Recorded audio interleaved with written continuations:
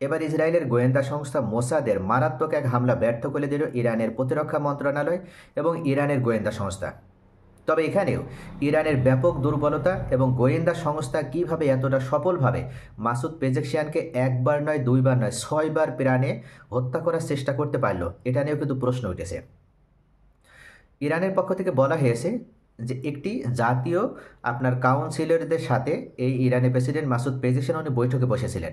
ঠিক সেই সময় ওনারা যে ভবনে বৈঠক করছিলেন, গোপনে যে এখানে বৈঠক করছিলেন, সেখানে ইসরায়েলের জেট বিমান থেকে 6টি বোমা নিক্ষেপ করা হয়, যে বোমা ভবনে সরাসরি আঘাত করে এবং ভবনের দরজা জানালায়ও আঘাত আনে।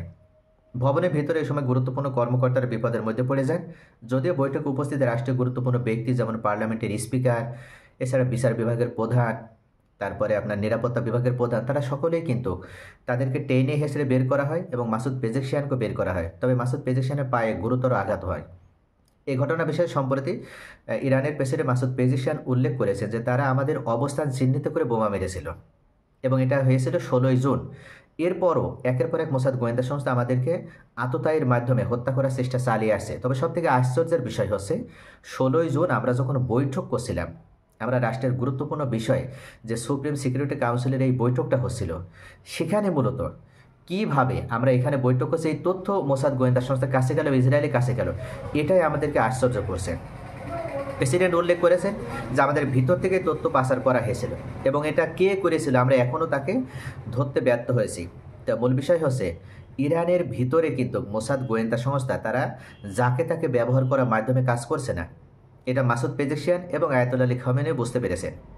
খামেনি উল্লেখ করেছেন যে এই যে সুপ্রিম কাউন্সিলে যে সিকিউরিটি কাউন্সিলের যে বৈঠকটা, এখানে যদি হামলা হতে পারে তাহলে দেশের নিরাপত্তার কোথায়?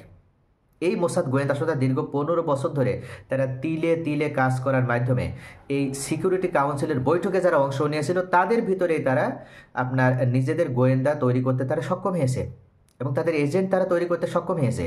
আমরা হয়তো বুঝতেও পারছি না যে কে তাদের এজেন্ট। স্বয়ং প্রেসিডেন্ট মাসুদ পেজেকশিয়ানও তাদের এজেন্ট হতে পারে। আমরা কাকে বিশ্বাস করবো আর কাকে বিশ্বাস করবো না, এমনই একটা সমস্যার ভিতরে কিন্তু ইরান এই মুহূর্তে রয়েছে। তারা কাকে বিশ্বাস করবে কাকে বিশ্বাস করবে না, এটাই তারা কিন্তু একটা চরম সমস্যার ভিতরে পড়েছে তারা এটা নিয়ে।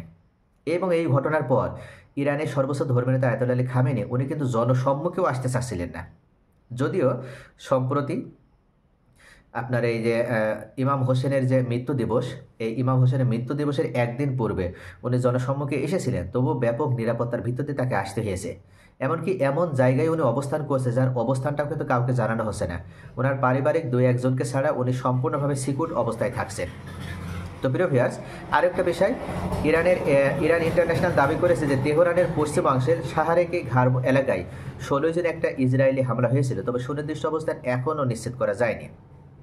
তো মূল বিষয় হচ্ছে ইসরায়েলের ভিতর থেকে বা ইসরায়েল যত বড় শক্তিশালী বোমা হামলা বা বিমান হামলা করুক না কেন, তারা কখনো এতটা সফলভাবে ইরানের গুরুত্বপূর্ণ ব্যক্তিদেরকে নিহত করতে পারতো না যদি ইরানের ভিতর থেকে তাদেরকে সহায়তা না করা হতো।